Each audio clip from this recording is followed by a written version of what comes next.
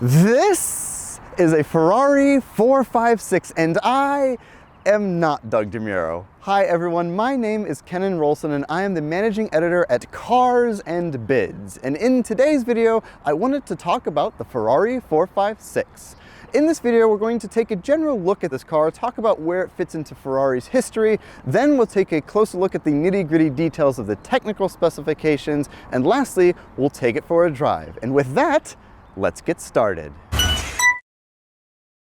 Before I get going, big news, this 456 is currently for sale, being auctioned live on Cars and Bids. This is a 1997 456 GT with the 6-speed manual transmission. It also comes with a number of Ferrari accessories, including the rare and highly desirable Schedoni leather luggage, which was made specifically for the 456. So, after you finish watching this video, click the link in the description below to head over to the live auction of this 456 where you can bid on it and buy it only on Cars and Bids. All right, let's talk about the history of the 456. Now, when many people think about Ferraris, they think about low-slung, mid-engined exotic sports cars, and of course the company makes those, but they also make luxury-focused GT cars, and that's exactly what this is. This replaced the 412 and the 400 series in 1989, which was the Ferrari 2+2 of that era. And this car really marked a huge change for Ferrari. Enzo Ferrari himself died in 1988 and the company was in turmoil at that stage. The new president, Luca di Montezemolo, decided to forge a new path for the company, and this was the first car that he did that with. The focus of this car was for it to be more usable, more practical, so that you could drive this car for long distances over long periods of time and not worry about it breaking down and not have to have it constantly serviced at a Ferrari dealer. Not only was this going to be a new type of Ferrari and that it was going to be more usable and more reliable, it also marked a complete shift in Ferrari's design focus. In the 1980s, Ferrari was focused on the wedge, and when you think about those cars, the 308, the Testarossa, the F40, all those really angular, low-slung, mid-engine sports cars, Ferrari needed to get away from that and progress, and so they chose to make this design more rounded off and more focused. This became more apparent with cars after this, like the 550, which had a more rounded look, and then of course the 360 in 1999. But it all started here with the 456. Ferrari's designs don't only like to look forward, as they also like to look backward and incorporate some elements from their past into their present cars. I'm kneeling in front of one of those designs, which is this heat extractor. This design was shared with the Ferrari Daytona, and it was on the hood of that car to help, again, get heat out of the engine. Ferrari thought a similar design would look great on the 456, and although the hood is relatively simple, this adds a little bit of character to the front end of this car.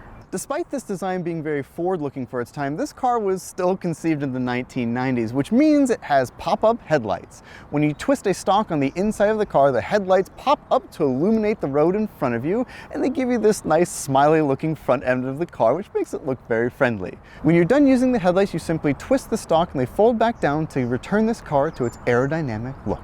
And speaking of lighting, when you get to the back of the 456, it has one of its most distinguishing features, which are the taillights. Now in this car, the owner has painted the middle of these to be gray. Normally they're red, and you have these kind of large orbs on the back of the 456. It was kind of controversial at the time, and Ferrari didn't use it on any other models, but it's a very distinguishing feature on the 456.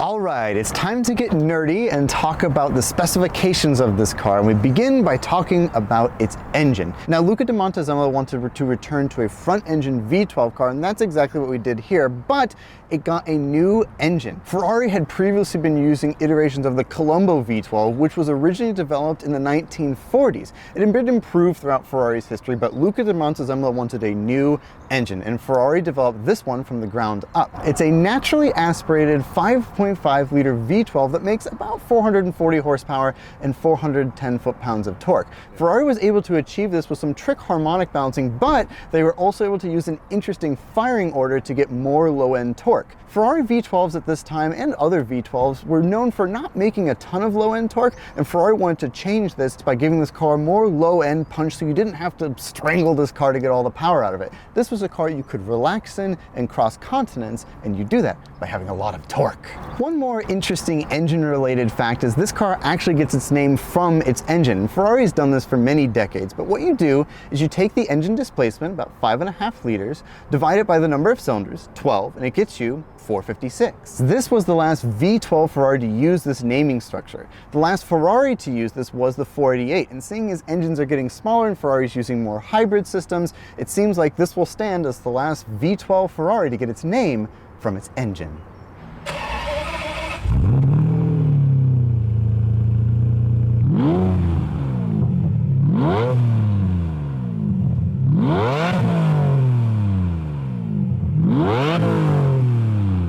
In traditional Ferrari fashion, Ferrari went to Pininfarina to design these cars, but Pininfarina didn't only design them, they also built the initial bodies for these cars. Ferrari would switch to producing those bodies in-house themselves, but the initial cars, like this 456 GT, were made by Pininfarina.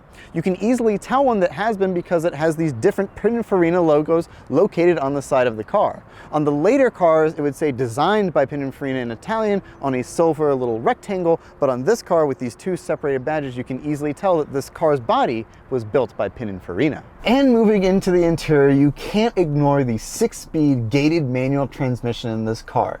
And this was a huge deal for Ferrari in 1992 because this was the first car to have a 6-speed manual. We kind of take that for granted nowadays as 6-speed is relatively conventional, but at the time this was a cutting-edge piece of technology. It was also offered with a 4-speed automatic transmission, which kind of suited the easygoing, relaxed nature of this car, but if you really wanted to drive it and shift your own gears, you now could with a 6-speed manual transmission. Also cutting edge for its time was the adjustable suspension that's on this car. You simply flip this little switch and it increases the shock pressure to give the car a more firm ride. So although it's a GT focused comfortable car, if you wanted some more sporty handling characteristics, you simply flip the switch and you've got them. Located above these two pieces of cutting-edge technology is a row of old-school gauges, which displays everything from your oil temperature to the clock, and Ferrari wanted you to really be able to see all this important information at a quick glance. Normally you would see a radio in this area, but Ferrari has put that lower down on the center console, even below the shifter, and that's because the focus of this car was on driving. Nowadays you would want to kind of chill and have your tunes and show off in your Ferrari, but at this time Ferraris were driver's cars. They still give you a radio, so as you're cruising across the continent you can listen to your music, but the focus always was on driving. Although the focus may have been on driving, Ferrari knew their customers, and of course, like Italian cars of this era, it has a big ashtray. Located next to the shifter, you have this door which you flip open, and in it you will find a huge ashtray so that you can have a nice long smoke as you drive your 456 across a continent. Now we've covered some of the features of this car, but its most notable feature is its two rear seats. That's right, rear seats in a Ferrari. Now, admittedly, they're not the biggest rear seats. I'm 6 feet tall, and sitting back here, I'm pretty squeezed in here. But you could fit people back here at least for short journeys, or you could put stuff back here as additional storage. There are some features back here for the rear passengers. One is this center storage area located between the seats. You simply lift up the lid and you can put your various things in it. And located below that, again in traditional Italian fashion, you have an ashtray. You simply push on this little panel and now your rear passengers can also enjoy smoke as you drive along. But my favorite rear seat feature of this car would be the ventilation system. As you can see, there's nothing between the front cabin and the rear cabin, just open space. So Ferrari needed some kind of vents, and so they put them on the door panel. That's right, Ferrari decided to use the door panel as a way to funnel fresh air to the rear passengers. It is an unusual choice, admittedly, but that's what Ferrari decided to do with the 456. Since you're carrying 4 people in this car, Ferrari realized that you needed a decent-sized trunk to put their stuff in, and you can access it one of 2 ways. On the center console, there's a little switch that you can flip that will electronically release the trunk, and you can open it and get to your things. But if that fails, Ferrari also put a cable in the footwell of the rear passenger compartment that you can pull to release the trunk. It's kind of nice to have redundancy and things like that, and Ferrari was thinking ahead in case the switch would break, you can still get to the trunk. And speaking of the trunk, it's relatively large and you can fit various things back here, but this one has something special.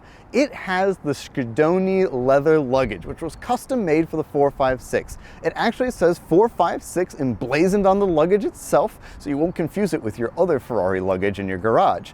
But the critical thing about this is that it was designed to maximize every inch of space back here, so when you go for your drive, you can take all of your things in relative ease. Okay, we're driving the Ferrari 456.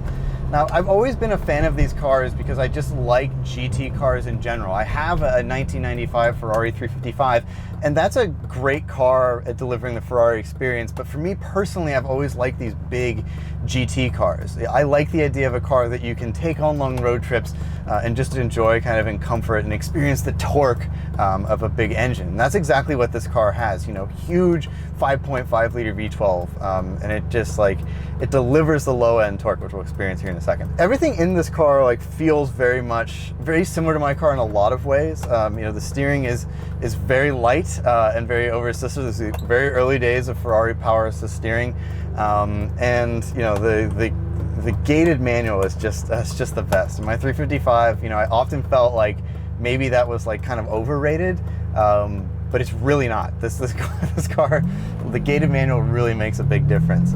But this engine is phenomenal. It's so smooth, and then when you really get up it just, man, wow.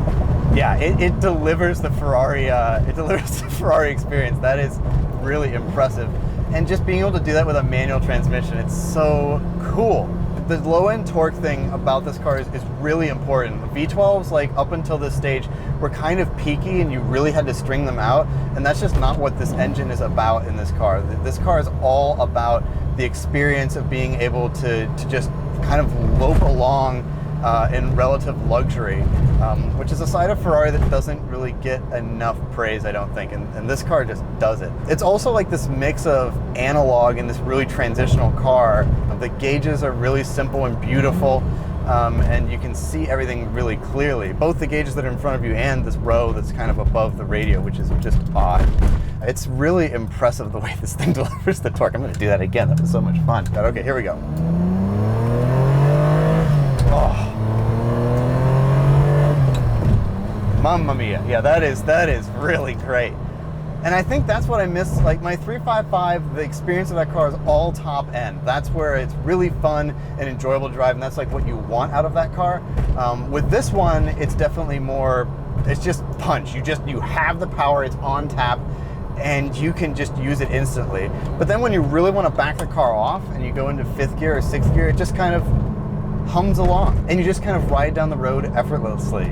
And this car is just, oh, man, it's such a good combination of ingredients like that. It's a totally different Ferrari from what most people expect, you know, especially these days where so many of the cars are those low-slung sports cars. This really comes from a different era when cars rode more softly. My favorite part about owning my 355 is sharing that driving experience with other people, the Ferrari experience, because it's really cool. And in this car, you can do that with 3 people, not just one other person. So I think that is really appealing. I also think the values of these cars, like where they are currently, make them really appealing propositions. So one of the other big benefits of this car are the current values that they sit at. You know, obviously this is not a cheap car to take care of, no Ferrari is, but with this one, you know, it's the buy-in is so low relative to a lot of other Ferraris, especially if you want a manual one. If you get the automatic, it's even less expensive, but to get a front-engine V12 Ferrari now, especially from this era, it's like they've become very expensive cars. Like 550s have become really expensive, and so this car has a real appeal to somebody who wants that experience, and it is very similar in a lot of ways. With a lot of Ferraris, you know, there's this kind of like, you're almost self-conscious about using them too, and one of the big benefits of this car is it's so understated and understyled that like you can kind of just drive around and nobody knows that it's this special thing. And I think that was always kind of the appeal with this car, is that you can just use the thing, and that's that to me is the biggest part. Like my 355 gets a lot of attention wherever it goes, and that I don't necessarily feel super comfortable with that all the time. But this car, you can just drive it and enjoy it and cruise, and man, it is delightful. It's really something special. And so that's the Ferrari 456. This is a very special car with a naturally aspirated V12 engine, a 6-speed manual transmission, rear-wheel drive, a trunk with actual storage, and seating for 4 people. Other Ferraris of this era have really taken off in value, but the 456 hasn't just yet. And if you're in the market for one of these, you can bid on this one and buy it only on Cars and Bids. And with that, thank you all so much for watching, and I will be sure to see you in the next video. Goodbye!